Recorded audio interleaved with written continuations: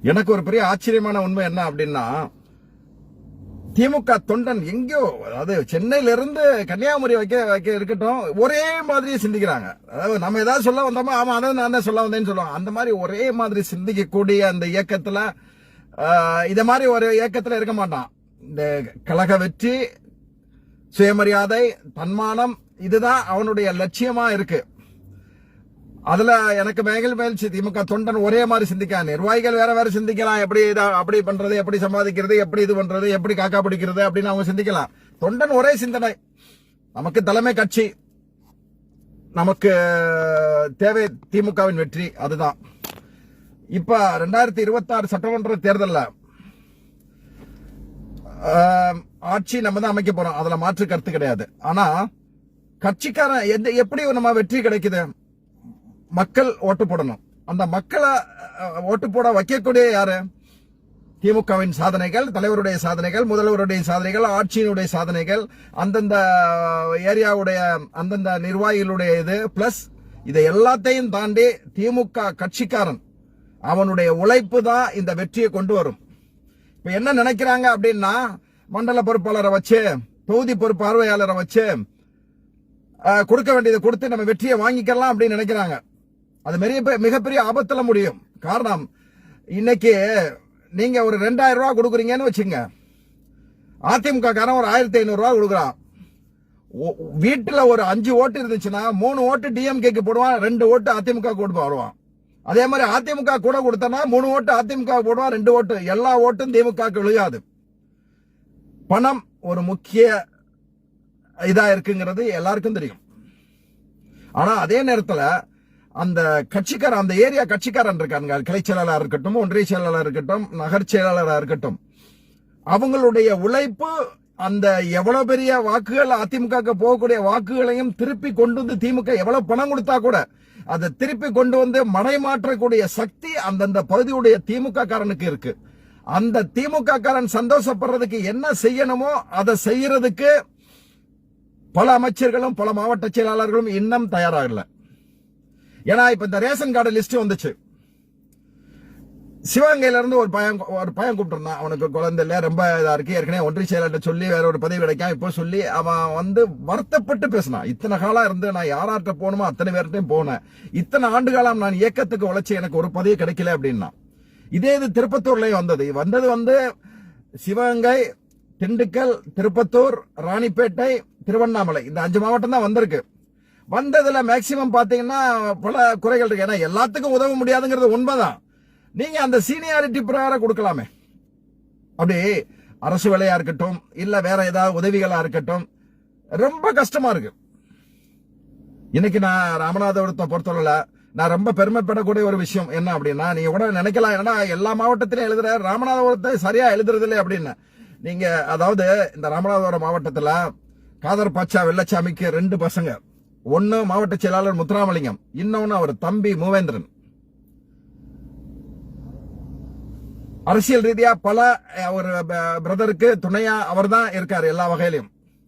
அவர்கிட்ட ஒரு விஷயம் சொன்னா, இன்னைக்கு ஒரு ஸ்கூல்ல சேர்க்கணும். நேற்று கூட ஒரு சாயல்குடியில ஒரு வாரத்துக்கு முன்னால கூட சாயல்குடியில ஒரு 4th ஸ்டாண்டர்டுங்க சிபிஎஸ்இ சேர்க்கறதுக்கு முடியாதுட்டாங்க. அவரை கூப்பிட்டு சொன்ன உடனே சேர்க்கறதுக்கு வழி பண்ணாரு. 1 2 இல்ல, ஏகப்பட்ட உதவி அவர்கிட்ட சொல்லி அவர் செய்யறாரு. இன்னைக்கு அவர் மூவேந்திரன் ஒரு வார்த்தை சொல்லிட்டோம்னா போதும், உடனடி நடவடிக்கை. உடம்பு சரியில்லையா, அவர் பண உதவி இல்லையா, உடனே அனுப்பிச்சு விட்டுருவாரு. அப்படிப்பட்ட ஆட்களுக்கு அப்படிப்பட்ட ஆளு ஒவ்வொரு மாவட்டத்திலும் இருக்கணுங்க. அந்த தொண்டனுடைய அந்த உணர்வை புரிஞ்சுக்கிட்டு, இன்னைக்கு நான் பல விஷயங்கள் கட்சியில் இப்படி நடக்குது, தொண்டனுக்கு இந்த மாதிரி ப்ராப்ளம் இருக்கு, இந்த மாதிரி இப்படி இருந்தா நல்லா இருக்குன்னு அவர்கிட்ட சொன்னோம்னா உடனே செயல்படுத்துவார். அதனாலதான் மேக்சிமம் நான் ராமநாதபுரத்தை சொன்னா உடனே கேட்கறதுக்கு ஆள் இருக்கு. எல்லா வகையிலும் நான் பல பேருடைய உதவி அவர்கிட்ட கேட்டிருக்கேன், செஞ்சு கொடுத்திருக்கேன். அதே மாதிரி ராமநாதபுரம் மாவட்டத்தை சேர்ந்தவருடைய பல உதவி வெளி மாவட்டத்திலே நான் வாங்கி கொடுத்திருக்கேன். இந்த உதவி நீங்க செய்யணும். இன்னும் இருக்கிறது 1 வருஷம். இப்பவும் நம்மகிட்ட கோஷ்டி பூசெல்லாம் முடிஞ்சு போச்சு, சண்டைகள்லாம் இல்ல, அப்படிலாம் சும்மா படம் காமிச்சுக்கிட்டு இருக்க கூடாது. இன்னைக்கு இவர் லால்குடி சட்டமன்ற உறுப்பினர் சவுந்தரபாண்டியன் இல்ல திருமணம். அவர் போய் தலைவர்கிட்டையும் சின்னவர்கிட்டையும் பத்திரிகை கொடுக்கிறாரு. ஆனா அவர் அமைச்சர் நேரிட்ட பத்திரிகை கொடுக்கல. ஒரு கிட்டத்தட்ட 2-3 வருஷமா அவருக்கும் இவருக்கும் ஒரு பிரச்சனை நடந்துகிட்டு இருக்கு. பிரச்சனை நடந்தா ஒன்னும் அந்த சம்பந்தப்பட்ட சவுந்தரபாண்டியனும் அமைச்சர் நேரும் சேர்ந்து சந்திச்சு இந்த பிரச்சனைக்கு தீர்வு எப்படி குடமுருட்டி சேகருக்கு அவங்களுக்குள்ளே ஒரு பேச்சுவார்த்தை நடத்தி எப்படி இன்னைக்கு ஒருங்கிணைந்த மாவட்ட துணை செயலாளராகவும் அறங்காவலர் குழு தலைவராக இருந்த குடமுருட்டி சேகர் அவர்கள் இன்னைக்கு நேரோட இது பண்ணி ஒருங்கிணைந்து பயணிக்கிறாங்க. இந்த நிலைமை சவுந்தரபாண்டியனுக்கும் அமைச்சர் நேருக்கும் வந்திருக்கணும். இல்ல அவங்க 2 பேரும் பேச வார்த்தை இல்லைன்னா தலைவர் கூப்பிட்டு 2 பேரை வச்சுட்டு என்னப்பா உங்களுக்கு பிரச்சனை, சொத்து பிரச்சனையா இல்லையா, ஒரு கௌரவ பிரச்சனை தானே உங்களுக்குள்ள, இதை தீர்த்துக்கிறதுக்கு வழி பண்ணணும். தலைவர் கூப்பிட்டு பேச்சுவார்த்தை பண்ணிருக்கணும். தலைவருக்கு எந்த அளவுக்கு இவங்க 2 பேருக்கு பிரச்சனை இருக்குன்னு தெரியுமோ தெரியல. இளந்தலைவர் கூப்பிட்டு வச்சு பேச்சுவார். அவ இளந்தலைவருக்கு நல்லாவே தெரியும் உங்களுக்குள்ள பிரச்சனைகள். இன்னைக்கு பத்திரிகை கொண்டு கொடுக்கிறாரு. தன்னுடைய மகனுக்கு கல்யாணம். 4 முறை லால்குடி சட்டமன்ற தேர்தலில் வெற்றி பெற்றவர் அவரு. கொஞ்சம் ஏன்னா நம்ம அண்ணன் தம்பி சண்டை இருக்கும், ஒரு வீட்டுல பங்காளி சண்டைகள் இருக்கும். அவன் சொத்துக்காண்டி சண்டை போடுவான், இல்லைன்னா ஏதாவது கௌரவத்துக்காண்டி ஏதாவது பிரச்சனைங்க சொத்துக்காண்டி தான் சண்டை போடுவான் ஜாஸ்தி இருந்துச்சுன்னா பாத்தீங்கன்னா. ஆனா இங்க எந்த சொத்து பிரச்சனையும் இல்லையாங்க, கௌரவ பிரச்சனை. என்ன நீங்க கூப்பிடல, நான் கொடுத்தது செய்யல, என்னை ஒதுக்கி வைக்கிறீங்க, இந்த ஒரு சின்ன சின்ன பிரச்சனை தானே, இதை கூட தீர்க்க முடியாதா? அப்ப இவர் என்ன சந்தர்ப்பம் ஒரு பிரச்சனைனா நல்லது கெட்டதுக்கு நம்ம சொந்தக்காரங்களா இருக்கட்டும் கட்சிக்காரராக இருக்கட்டும் போவோம். ஏன் அதிமுக காரணோட பாஜக காரணோட எல்லாம் போய் நீங்க பத்திரிகை கொடுக்கறவனுக்கு போறீங்க, பத்திரிகை கொடுத்தவனுக்கு பேசுறீங்க. இன்னைக்கு உங்க 2 பேருக்குள்ள பேசுறதுல ஏன் தயக்கம்னு ஒண்ணு புரியல. இவர் அவருக்கு பத்திரிகை கொடுத்துருக்கணும் வீடு தேடி போய். சவுந்தரபாண்டியன் அவர்கிட்ட கொண்டு நான் கேட்டேன், அவர் என்ன செய்யறாரு, கௌரவம் பாக்குறாரு சவுந்தரபாண்டியன். கொண்டு கொடுக்கல அவருக்கு, அமைச்சருக்கு கொடுத்துட்டு வர்றாரு இல்லையான்னு பாக்கணும்ல. இப்ப தலைவர்கிட்ட கொண்டு கொடுத்தாரு, இல்ல சின்னவர்கிட்டையும் பத்திரிகை கொடுத்தாரு, அந்த புகைப்படங்கள் வந்தது. அப்ப தலைவருக்கும் இளந்தலைவருக்கும் சொந்த அபிப்பிராயங்கள் இருக்கும், அவங்க அதுக்குள்ள நம்ம போக வரல. ஆனா ஒரு தொண்டனா, ஒரு கட்சியில ஒரு தொண்டனா, கோடிக்கணக்கான கட்சியுடைய ஒரு தொண்டனா என்னுடைய கருத்தை நான் எடுத்து வைக்கிறதுக்கு எனக்கு உரிமை இருக்கு. இன்னைக்கு ஐசரி கணேசன் வீட்டு நிகழ்ச்சி, தலைவர் போனாரு, இளம் தலைவர் போனாரு, துர்காமா போனாங்க, எல்லாரும் போனாங்க. யார் அந்த ஐசரி கணேஷ்? எம்ஜிஆர் இருக்கிற வரைக்கும் அவனுக்கு அடிமை மாதிரி அல்லக்கை மாதிரி இருந்த ஐசரி வேலன் என்ற ஒரு காமெடி நடிகன். எம்ஜிஆர் என்ன பண்ணாரு தெரியுமா, அவர் வாழ்ந்த காலத்துல அந்த இவரோட இருந்த காமெடி நடிகன், இவரோட இருந்த ஸ்டண்ட் நடிகர், இவரோட பயணிச்ச நடிகைகள், துணை நடிகைகள் அவ்வளவுக்கும் சொத்தை எழுதி கொடுத்தாரு. எந்த சொத்தை? ஆற்றின் கரையோரத்தில் இருந்த சொத்தை பூரா எழுதி கொடுத்தாரு. நீர்நிலைகளை ஆக்கிரமிச்சு அந்த இடத்துக்கு பூரா சொத்தை பூரா அங்க அவ்வளவு பேர் எழுதி கொடுத்தாரு. அப்படி ஒரு சொத்தை வாங்கினவன் தான் ஐசரி வேலன். அந்த ஐசரி வேலன் மகன் ஐசரி கணேஷ் இன்னைக்கு வேல்ஸ் பல்கலைக்கழகம், வேல்ஸ் அது இதுன்னு பெரிய பெரிய கோடீஸ்வரனா இருக்கலாம் அவன். அந்த ஐசரி கணேஷ் எம்ஜிஆர் அதிமுக இருந்த வரைக்கும் அதிமுகவுக்கு ஜால்ரா போட்டான், அதுக்கடுத்து அமமுகவுக்கு ஜால்ரா போட்டான், அப்புறம் ரஜினியை கொண்டு வர்றதுக்கு பெரிய பங்கு ஆட்டினான் அந்த ஐசரி கணேஷ். இன்னைக்கு அவன் நிகழ்ச்சிக்கு நம்ம எல்லாரும் போறோம். ஜெயலலிதா இருக்கிற வரைக்குங்க, ஜெயலலிதாவை திருப்பி தூக்கி வைக்கிறேன்னு நினைக்காதீங்க. ஜெயலலிதா உயிரோடு இருக்கிற வரைக்கும் ஜெயலலிதாவை பத்தி ஒரு வார்த்தை கூட நாங்க பேசினது கிடையாது. ஆனா இன்னைக்கு மறைஞ்சது பின்னால அவளுடைய சில திறமைகளை பேசித்தான் ஆகணும். அதை யாராலும் மறைக்க முடியாது. நீங்க என்னதான் சொல்லுங்க, என்னதான் திட்டினாலும் என்னதான் பண்ணாலும் சொல்லி அவளுடைய சில செய்கைகள், மனிதன் 100% நேர்மையாவோ இல்ல 100% நல்லவனும் எவனும் கிடையாது. அதே மாதிரி ஜெயலலிதாவுடைய செயல்களை சொல்லித்தாங்க ஆகணும். ஜெயலலிதா இருக்கிற வரைக்கும் எந்த பெரிய கொம்பனா இருந்தாலும் சரிதான், நடிகனா இருக்கட்டும், உச்ச நடிகன் ரஜினிவா இருக்கட்டும், ஒரே ஒரு வார்த்தை சொன்னா அதுக்கு பின்னால் அவன் சொல்லல. தொழிலதிபதிகளா இருக்கட்டும், பெரிய கல்வியாளர்களா இருக்கட்டும், கல்வி தந்தைகளா இருக்கட்டும், ஜெயலலிதா மீறி ஒண்ணும் செய்ய மாட்டான். இன்னைக்கு என்ன நடக்குது? தொழிலதிபர்கள் நமக்கு தெரியாம விஜய்க்கு பைசா கொடுக்கறான், பாஜக பைசா கொடுக்கறான், எல்லாத்துக்கும் ஆட்சி நம்மள இருக்கும், எந்த பயமும் கிடையாது, எந்த தொழிலதிபரும் கிடையாது. இப்ப ஐசரி கணேசன் இருக்கான்ல, திமுக இன்னைக்கு ஆட்சியில இருக்கு, ஏதோ உதவி பண்றான். அங்க அந்த ஐசரி கணேசன் போய் நம்ம ஆட்கள், நம்ம கட்சியை சேர்ந்தவன் டாக்டர் பட்டம் எல்லாம் வாங்கிட்டு வந்தாங்க. கேவலமா இருக்குங்க நமக்கு. நம்ம பல பேரை உருவாக்கி விட்டு, நம்ம கட்சிக்காரன பல பேரை உருவாக்கி விட்டு, அவன் தொழிலதிபராகவும் அவன் கல்வியாளராகவும் இருந்து அதை பார்த்து ரசிக்க வேண்டிய நாம், ஐசரி கணேசன் மாதிரி ஆட்கள் வீட்டுக்கு நம்ம கல்யாணத்துக்கு தலைவர் போனது ஒரு தொண்டனா எனக்கு மன வருத்தம் தான். அது தலைவருடைய உரிமை, அதுக்குள்ள போல எங்களுடைய மன வருத்தத்தை தெரிவிக்கலாம்ல. அதாவது கீழே என்ன நடக்குதுன்னு மேல உள்ளவங்களுக்கு தெரியாது. ஆனா எங்களை மாதிரி தொண்டன்களை, கோடிக்கணக்கான தொண்டனுக்கு களத்துல என்ன நடக்குன்னு தெரியும், மேல என்ன நடக்குன்னு தெரியும். ஆனா தலைவருக்கு இந்த விஷயங்கள்லாம் கொண்டு போகாதனால சில விஷயங்கள் நடக்கல. இன்னைக்கு பார்த்தா சின்னவர் உடம்பு சரியில்லாம இருந்தாரு, முடிஞ்சிட்டு அவர் கலந்து நம்ம தயாரிப்பாளர் கலைப்புள்ளி தானு வீட்டு கல்யாணத்துக்கு தலைவரும் போயிருக்காரு, சின்னவரும் போயிருக்காரு. தளபதி அந்த கலைப்புள்ளி தானம் இந்த நம் இயக்கத்துக்கு என்ன பண்ணாம இல்ல இந்த சமுதாயத்துக்கு என்ன பண்ணா? அவன் ஒரு கோடீஸ்வரன், பணம் சம்பாதிக்கிற ஒரு வியாபாரி, ஒரு திரைப்பட அதுல எல்லாம் கலந்து கொண்ட தலைவரும் சின்னவரும். ஏன் சவுந்தரபாண்டியன் கல்யாணத்துக்கு 4 முறை எம்எல்ஏ தொடர்ந்து ஜெயிக்கிறதுங்கிறது ஒரு சாதாரண விஷயம் கிடையாது. ஈஸியா ஜெயிச்சிட முடியாது. அப்படி ஜெயிக்கிறதா இருந்தா சிவி சண்முகம் ஜெயிச்சிருக்கணும், ராஜேந்திர பாலாஜி ஜெயிச்சிருக்கணும். 2021 தோத்தாங்களே. ஆனா தொடர்ந்து 4 முறை அவர் ஜெயிக்கிறாரு அப்படின்னா மக்கள் அவர் மேல வச்சிருக்க நம்பிக்கை, அங்க உள்ள கட்சிக்காரன் அவர் மேல வச்சிருக்க நம்பிக்கை, அந்த நம்பிக்கைக்கு மதிப்பளித்து தலைவர் வந்திருக்கணும். ஒருவேளை அவர் நினைக்கலாம், இன்னைக்கு நம்ம போறதுனால கே.என். நேரு தர்ம சங்கடத்துக்கு உள்ளாக்க வேணாம், அவர் வேணாங்கிறாரு, அவரை உள்ளாக்க வேணாம் நினைக்கலாம். ஆனா தலைவர் அப்படி நினைக்க கூடாது. தலைவரை பொறுத்தளவுல இளந்தலைவர், அடுத்த கட்ட தலைவரா கழக எதிர்காலம் சின்னவரை பொறுத்தளவுல கே.என். நேருவையும் சவுந்தரபாண்டியும் ஒரே மாதிரி தான் பார்க்கணும். 2 பேரையும் அழைச்சு வாப்பா, அந்த சவுந்தரபாண்டியன் வந்தாப்ல, பத்திரிக்கை கொடுத்தாப்ல, நீங்க அதை இது பண்ணி ஒன்னும் நீங்க போங்க, இல்ல நான் வர்றேன், இல்ல பத்திரிக்கை கல்யாணம் முடிச்ச பிறகு அத்தனை பேரும் இங்க வர சொல்லுங்க, நம்ம இது பண்ணுவோம். இன்னைக்கு மகேஷ் தலைமையில கல்யாணம் நடக்குது, மகிழ்ச்சி. மகேஷ் போயிருக்காரு, மகேஷ் தலைமையில கல்யாணம் நடக்குது. மகேஷ் போனா தலைவர் போன மாதிரி இருக்கும். ஆனா ஒண்ணு இல்ல, 4 முறை வென்றதற்கு சின்னவர் வந்திருக்கணுமே. யாரா இருக்கோ போறாரு. ஒரு இளைஞரணிய மாவட்ட அமைப்பாளர் வீட்டு திருமணத்துக்கு போறாரு, சாதாரண இளைஞரணியில் உள்ள எல்லா வீட்டுக்கும் போறாரு. ஒரு 4 முறை. இன்னைக்கு இளந்தலைவரை பொறுத்தளவுல ஒரு அணி செயலாளர் மட்டும் இல்ல, இன்னும் 1 ஆண்டுகளோ 2 காலத்துக்குள்ள இந்த இயக்கத்தின் தலைவர் அவர் தான்.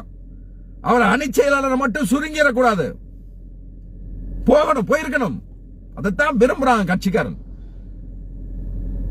திமுக தொண்டன் என்ன வேணாலும் செய்யணும், அது பழசு முடிஞ்சு வச்சுங்க. நிறைய சிந்திக்க ஆரம்பிச்சலாம். நீங்க சோசியல் மீடியால பாருங்க, நிறைய எதிர்ப்பு கருத்துக்கள் வந்துகிட்டு இருக்கு. ஏன் இந்த மாதிரி நிலைமைன்னு வந்துகிட்டே இருக்கு. இது எல்லாம் ஒரு காலத்துல ஒருங்கிணைச்சுன்னா அது தலைவருக்கு பிரச்சனை இல்ல, நாளைக்கு கழக எதிர்காலமா வரக்கூடிய இளம் தலைவருக்கு பிரச்சனை இருக்கு. இன்னைக்கு ஃபர்ஸ்ட் இந்த இளைஞர் அணியில ஒரு பெரிய மாற்றத்தை கொண்டு வந்து ஒரு ஃபர்ஸ்ட் ஸ்டார்டிங்ல கொண்டு வந்து அங்க ஆரம்பத்தில் இருந்த பைந்தமிழ் பாரியா இருக்கட்டும், இவர் ஆர்.டி. சேகரா இருக்கட்டும், இப்படி முக்கிய பொறுப்புல இருந்த அத்தனை பேரையும் மாத்திட்டு புது ரத்தத்தை கொண்டு வந்தாரு. யாரும் நெருங்காத ஒரு கட்சிக்காரனை, அதாவது எந்த பின்புலமும் இல்லாத, எந்த வாரிசு பின்புலமும் இல்லாதவர்களை கொண்டு வந்தாரு. எல்லாம் செஞ்சாரு, எல்லாம் ரைட்டு. ஆனா எல்லாம் படிப்படியா இது கொஞ்ச நேரத்துல பிரேக்கப் ஆயிருச்சு. திடீர்னு ஒரு மாற்றங்கள் வர ஆரம்பிச்சிருச்சு. அவரை பாக்குறதே எளிதா. இப்ப புதுக்கோட்டைக்கு வந்தாரு, கட்சிக்காரனே பார்க்க முடியாத நிலைமையில இருக்கு. அன்னைக்கு பாத்தீங்கன்னா, அன்னைக்கு இளந்தலைவருடைய முகத்தை பாத்தீங்கன்னா, பார்த்தவங்களுக்கு தெரியும், அவ்வளவு முகத்துல ஒரு கோபம். தலைவர் கலைஞர் அந்த சின்ன வயசுல பெரியாருடைய ஆதரவாளரா, பெரியாருடைய இதா இருக்க போகும்போது பாண்டிச்சேரியில வச்சு அவரை அடிச்சு, பாண்டிச்சேரியில நினைக்கிறேன், எனக்கு நான் சொல்றது உண்மையா இருந்தா, பாண்டிச்சேரியில வச்சு பலர் அந்த திக எதிர்ப்பாளர்கள்லாம் ஒண்ணு சேர்ந்து, ஆன்மீகவாதிகள், ஆரிய கூட்டம், தலைவர் கலைஞர் அடிச்சு சாக்கடையில போட போகும்போது, ஐயோ நம்ம அரசியலுக்கு வந்தா இந்த நிலைமை கொண்டுருவாங்களோ அப்படின்னு பயந்து ஓடி இருந்தாருன்னா இன்னைக்கு திமுக என்ற கட்சி இருந்திருக்காதுங்க. ஒரே ஆளு தாங்க ஜெயிச்சாரு, தலைவர் கலைஞர். எதிர்கட்சியா கூட வர முடியாத நிலைமை ஏற்பட்டுச்சு. பாராளுமன்றத்தை ஒட்டுமொத்தம் தோல்வி, பாராளுமன்றத்தை தோல்வி, சட்டமன்றத்தை தோல்வி. 13 ஆண்டு காலங்கள் மூளையில முடங்கிரல. சின்ன பிரச்சனைக்காண்டி மூளையில அவர் முடங்கல. அறிவாலயம் வர்றதை நிறுத்தல. காலையில புன்னகையோட வருவார் அறிவாலயத்தில். அவர் முகத்துல ஒரு கோபத்தை யாரும் பார்க்க முடியாது. சொந்த அங்க உள்ள சிலரோட கோபப்பட்டிருக்கலாம், ஆனா கட்சிக்காரன் முன்பு என்னைக்கும் கோபப்பட்ட வரலாறே கிடையாதுங்க. 13 ஆண்டுகள் எம்ஜிஆர் இருந்த போகும்போது, ஜெயலலிதா இருந்த 10 ஆண்டு காலம் இந்த இயக்கத்தை அவ்வளவு இதா கொண்டு வந்தார். அந்த தலைவன் வளர்த்த கட்சிங்க இது. இன்னைக்கு இளந்தலைவர்லாம் எவ்வளவு வீரியமா கிளம்பணும், தொண்டர்களை எப்படி சந்திக்கணும். இங்கோ ஒரு மூலையில இருந்த ஒரு ராமநாதபுரத்துல இருந்து ஒரு சாதாரண தொண்டன் பல இதை நம்ம கிரகிக்கும் போது, பல பிரச்சனைகளை நம்ம இதை போகும்போது, தர்மபுரியில என்ன நடக்குது, கன்னியாகுமரியில என்ன நடக்குது, தென்காசியில என்ன நடக்குது, சேலத்துல என்ன நடக்குது? சேலம் மேற்குல என்ன நடக்குது? சேலம் கிழக்குல என்ன நடக்குது? சேலம் மத்தியில என்ன நடக்குது? திருப்பூர் மாவட்டத்துல ஒரு செயற்குழு உறுப்பினர் ஒரு போஸ்டர் அடிக்கிறாரு.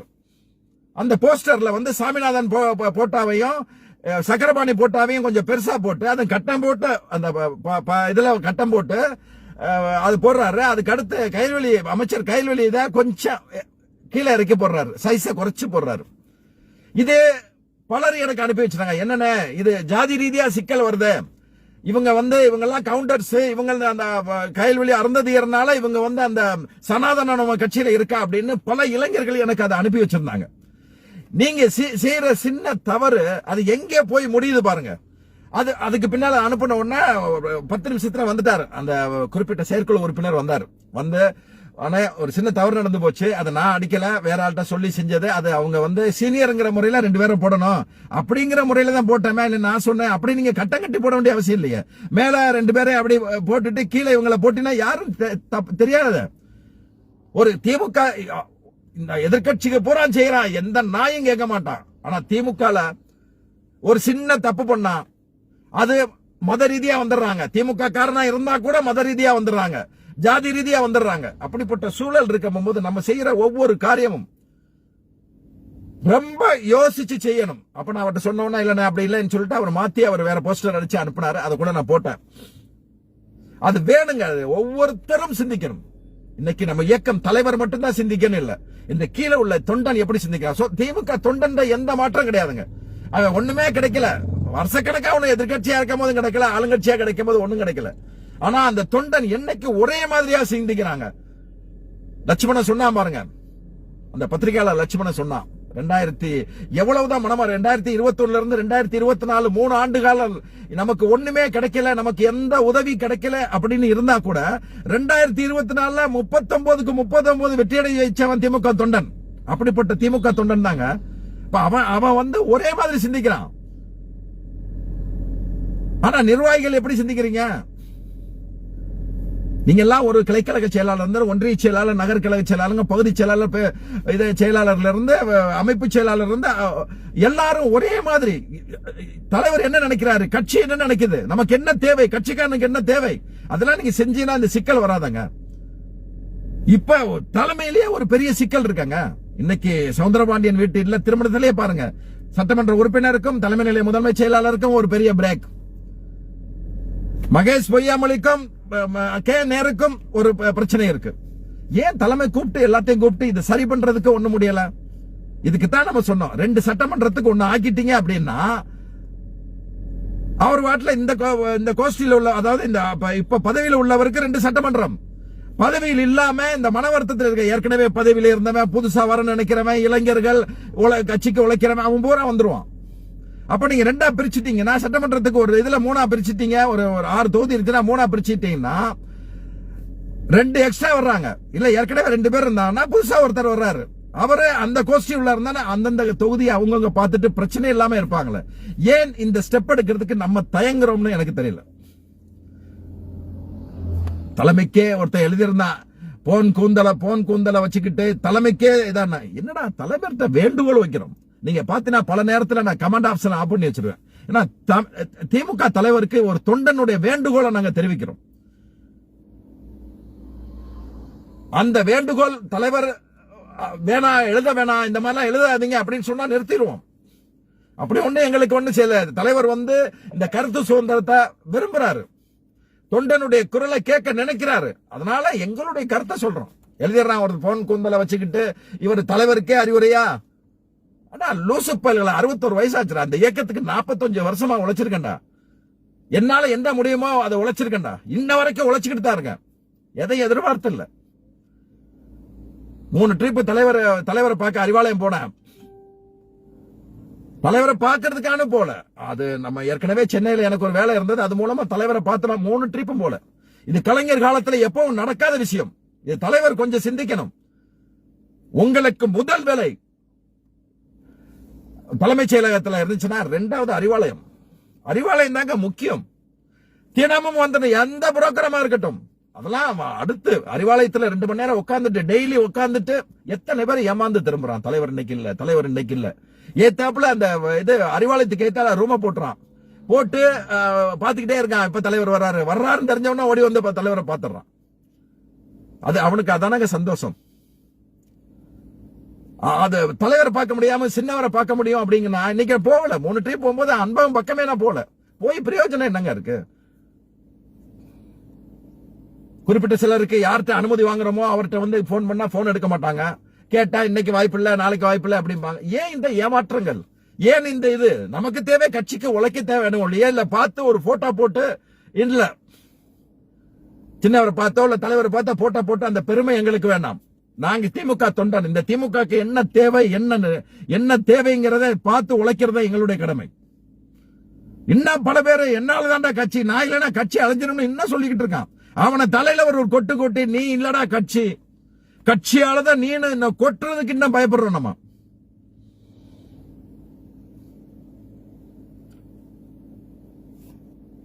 பாதிக்கப்பட்ட பார்த்ததா இருந்தாலும் முலாம்பூசி தான் ஜனமல தூக்கி வீசுறதுக்கு பயப்படுறோம். நீ இல்லாம இல்ல கட்சியாலதான்டா நீ என்ன தலையை தூக்கி போட்டு அவனுக்கு தெரியாதுங்க. பல பேருக்கு தெரிய மாட்டேங்குது. பதவியில இருக்கிற அந்த மப்புல நம்மளை மீறி ஒண்ணும் கிடையாது. நமக்கு இவ்வளவு கூட்டங்கள் இருக்கு, இவ்வளவு இது இருக்கு, இவ்வளவு மக்கள் இருக்கு, இவ்வளவு பேர் பின்னால வர்றான், இவ்வளவு வண்டிகள் பின்னால வருது அப்படின்னு மிதப்புல இருக்காங்க. அவனை அப்படி தூக்கி வெளியில போயிட்டாருன்னு வச்சுங்க தலைவர், அவன் டிரைவர் கூட அடுத்த நாள் வேலைக்கு வர மாட்டான். அப்படி பலருடைய சரித்திரத்தை பார்த்துக்கிட்டு தான் இருக்கும். ஆனா அப்பவும் திருந்தலையே தலைவர், என்னதான் சொன்னாலும் திருந்தலையே பல பேர்.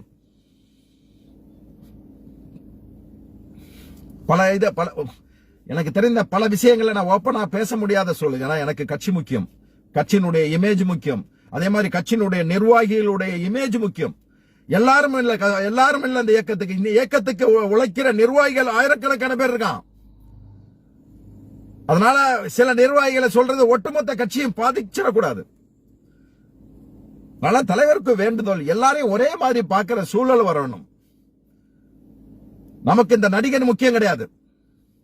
நம்ம வளர்த்து விட்ட அத்தனை பேர் தான் நம்ம முதுகுல குத்துனா. இன்னைக்கு ஒரு 2 வீடியோ பார்க்க இருந்தது. குமரிமுத்து கடைசி வரைக்கும் கட்சியிலே இருந்தவங்க. அந்த குமரிமுத்து அவன் தன் பிள்ளைக்கு கல்யாணத்துக்கு வழி இல்லாம இதுக்கு போயிட்டு இலங்கைக்கு போயிருக்கும் போது அந்த நாடகத்துல நடிச்சதுல ஏதோ ஒரு ப்ரோக்ராம் பண்ணிட்டு அந்த விவேக் ஒரு 2 லட்சம் ரூபாய் கொடுத்திருக்கான் குமரிமுத்துக்கு. அந்த நிலைமையில தாங்க நம்ம கட்சிக்கார இருக்கான். அந்த நிலைமையில தாங்க இதா இருக்கு. இன்னைக்கு நீலகிரியில வந்து பாத்தீங்கன்னா 2 செயற்குழு உறுப்பினருக்கு வந்து ஒரு வேகன்சி வருது. அது மூத்த முன்னோடிகள் நிறைய இருக்காங்க. ஆனா நேத்து கட்சியில இருந்து வந்தவனுக்கு அந்த செயற்குழு உறுப்பினர் கொடுக்கறதுக்காண்டி பல பேர் ரெக்கமெண்ட் பண்றாங்க. முதல்ல இந்த ரெக்கமெண்ட் பண்றான் பாத்தீங்களா, அவனை செருப்பால அடிக்கணுங்க. ஏன்னா இந்த இயக்கத்துக்கு உழைச்சவன் இருக்கான், இந்த இயக்கத்துக்கு அவனுக்கு ரெக்கமெண்ட் பண்றான்.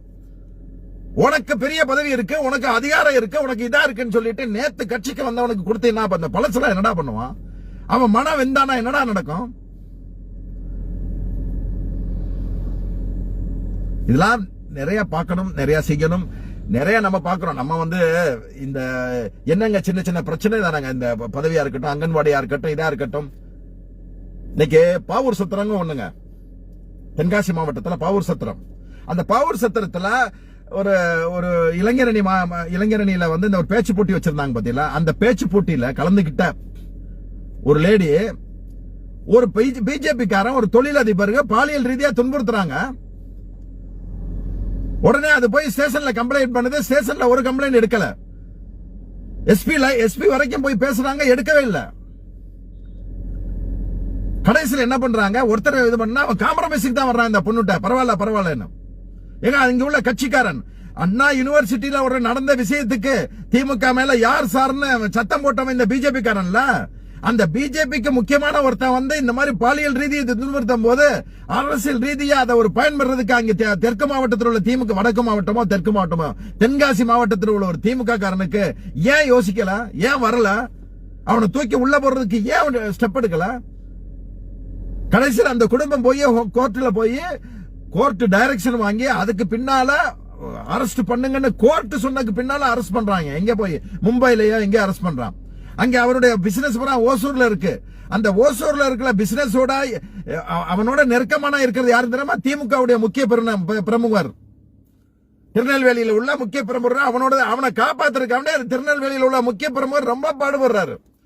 அரசு வழக்கறிஞர் போய் சொல்லியிருக்காங்க, இவன் மேல அதாவது அவனை அரெஸ்ட் பண்ணியாச்சு, அவனுக்கு ஜாமீன், ஒரு பாலியல் ரீதியா துன்புறுத்தினவனா அவனை போக்சோல தான் உள்ள போடணும், அவனுக்கு ஜாமீன் வாங்கி கொடுக்கறதுக்கு திமுக முக்கிய புள்ளியா உதவுறாங்க.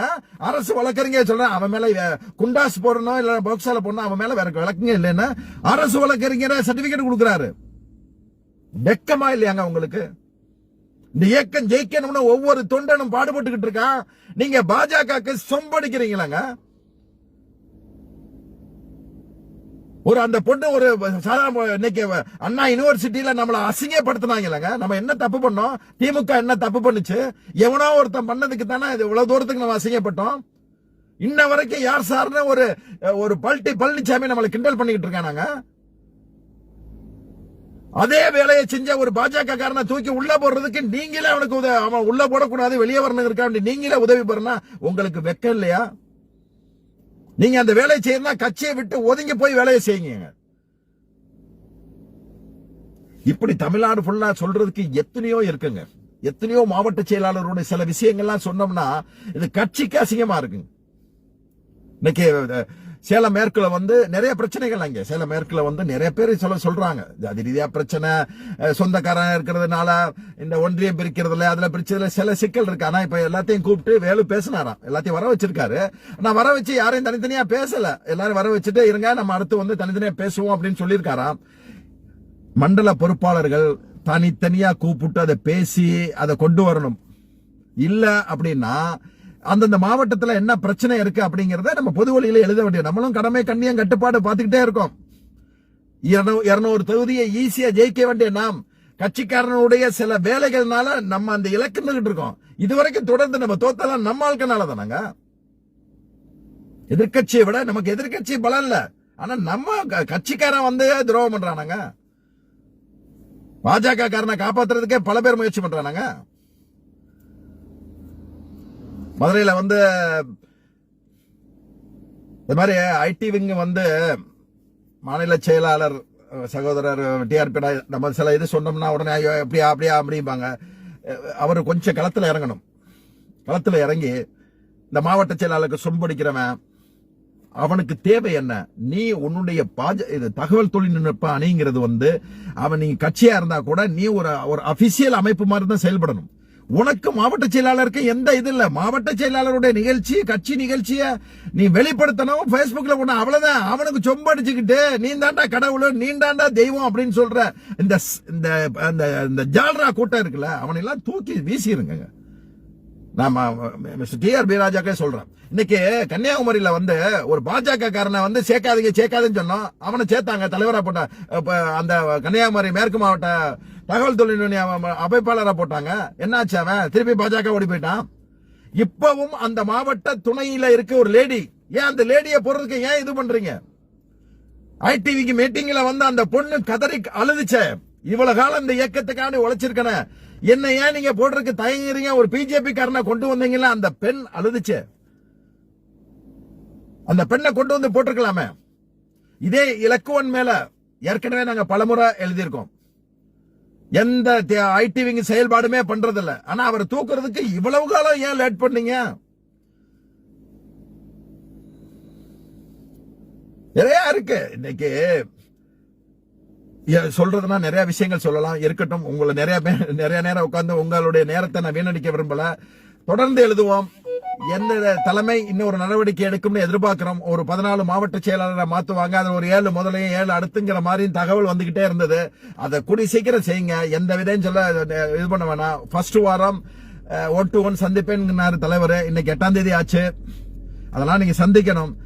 கேட்டாலும் பரவாயில்லங்க. ஒரு ஒன்றிய செயலாளரை கூப்பிட்டு, ஒரு மாவட்டத்துல 20 ஒன்றிய செயலாளர் இருக்கான், 28 ஒன்றிய செயலாளர் இருக்கான். அதுல ஒரு ஒன்றிய செயலாளர் கூப்பிட்டு என்னப்பா இங்க நடக்குது, நல்ல பெட்டி தெளிவா எழுதியிருப்பான. இன்னைக்கு ராமநாதபுரம் மாவட்டத்தில் எடுத்துக்கிட்டேன்னா இவ்வளவு ஒன்றிய செயலாளர், மாவட்ட செயலாளர் பக்கமும் இந்த ஒன்றிய செயலாளர் அமைச்சர் பக்கம் இருக்குன்னு தெளிவா இருக்கு. பெண் டீம்ல அது கூட தெரியலன்னா அப்புறம் என்ன மயத்துக்கு இந்த பெண் டீம் இங்க உட்காந்துருக்கான், பெண் டீம் ஹெட் என்ன மயத்துக்கு இங்க உட்காந்துருக்கான் சொல்லியிருப்பான்ல. அப்ப தலைவர் என்ன செய்யணும்? முதல்வர் இந்த டீம்ல ஒருத்தனை கூப்பிட்டு என்னப்பா நடக்குது, அங்க என்ன நடக்குது, வர வேணாம், நீங்க சென்னைக்கு வர வைக்க வேணாம், ஒரு போன் கால் போதும். என்ன நடக்குது அங்க, எத்தனை நீ சீட்டு வாங்கியிருக்க? உனக்கு எத்தனை அரசு பணி நியமனம் பணிமாற்றம் கிடைச்சது? கான்ட்ராக்ட்ல என்னென்னலாம் சம்பாரிச்ச? எவ்வளவு தூரம் நீ உனக்கு இந்த ஒரு 4 ஆண்டுகால என்ன வருமானம் கிடைச்சது? கேட்டா போதுமே. அந்த பக்கம் இந்த பக்கம் கூப்பிட்டு கேட்டா போதுமே. இதே மாதிரி தமிழ்நாட்டுல 2 கோஷ்டியா தான் இருக்காங்க எல்லா இடத்துலயும். அவங்கள கூப்பிட்டு பேசினா போதுமே, தெளிவா சொல்லிடுவாங்களே. அப்ப அந்த ஒரு ஒன்றிய செயலாளர் 100 ஒன்றிய செயலாளர் சொல்லுவான், தலைவர் எனக்கு கூப்பிட்டாரு, தலைவர் என்கிட்ட பேசினாரு, இந்த மாதிரிலாம் கேட்டாரு அப்படிங்க போகும்போது அடுத்த செய்யறதுக்கு பயப்படுவான்ல. இவர் அந்த ஒன்றிய செயலர் மாவட்ட செயலர் தலைவர் கூப்பிட்டு விசாரிச்சாரு அப்படிங்க போகும்போது அடுத்த ஆஹா தலைவர் நெருங்கிட்டாரா அப்படிங்க போகும்போது அந்த ஒரு பயம் வரும்ல. ரொம்ப சிம்பிளுங்க எல்லாமே. நம்ம இயக்கத்துல எந்த பெரிய இஷ்யூலாம் கிடையாது, எந்த பெரிய துரோகங்கள்லாம் கிடையாது. ஒரு 6 மாசம் ஒரு மாவட்ட செயலாளரோ ஒரு அமைச்சரோ ஒரு ஒன்றிய செயலாளரோ நகர் செயலாளரோ ஒரு 6 மாசம் அவனை கண்காணிச்சு கூப்பிட்டு, தம்பி இப்படிலாம் பண்ற, இவ்வளவு சொத்து ஒன்றை இருந்தது, இந்த 6 மாசத்துல இத்தனை கோடி சொத்து இருக்கு, இவன் இந்த மாமா பேர்ல இவ்வளவு சொத்து வாங்கியிருக்க, அவன் மச்சன பேர்ல இவ்வளவு சொத்து வாங்கியிருக்க, இந்த அவன் பினாமி பேர்ல இவ்வளவு சொத்து வாங்கியிருக்க, அதை நிறுத்திக்கப்பா போதும். நாளைக்கு ஈடியில நீ இந்த தலைகுனிங்கிறது இல்லாம கட்சியின் தலைகுனிய வச்சிடாத. நீ இந்தந்த அமைச்சர்கிட்ட இவ்வளவு வாங்கியிருக்க, இந்தந்த அமைச்சர்கிட்ட பணிமாற்றம் வாங்கியிருக்க, பிடபிள்யூடியில இருந்தும் நெடுஞ்சாலைத்துறையில இருந்து இவ்வளவு ஒப்பந்தங்கள் நீ வாங்கியிருக்க, இந்த அமைச்சர்கிட்ட இருந்து இவ்வளவு ஒப்பந்தங்கள் வாங்கியிருக்க, இந்த ஒப்பந்தங்களால என்ன பண்ண நீ, யாருக்கு கொடுத்த நீ அப்படின்னு இந்த 6 மாசம் ஒரு இது வச்சு அவன் கூப்பிட்டு அப்பப்ப தலையில கொட்டி இருந்தோம்னா தப்பு பண்ணிருக்க மாட்டான். எல்லா தவறுகளுக்கும் காரணம் மேல. ஆனா அந்த மேலங்கிறது தலைவர் இல்ல, ஒரு சிண்டிகேட். அந்த சிண்டிகேட் திரை போட்டு மறைச்சதுனால தலைவருக்கு எதுவும் தெரியாம இருந்தது. இனி தலைவருக்கு தெரியும், சோசியல் மீடியா மூலம் தெரியும், அவரே சில விசாரணை நடத்துவாரு. அதுக்கடுத்து சின்னவர் வந்திருக்காரு, சின்னவர் அடுத்த இளந்தலைவர் அடுத்த கட்டத்துக்கு வருவாரு, எல்லாம் விசாரிச்சு நல்லது கொடுப்பாருங்கிற நம்பிக்கையோட இருப்போம். தொடர்ந்து எழுதுறதுக்கும் தயாரா இருக்கும், தொடர்ந்து நேரலையில பேசுறதுக்கும் தயாரா இருக்கும். எமனுக்கே பயப்படாத நாங்கள் எவனுக்கும் பயப்பட மாட்டோம். நன்றி, வணக்கம்.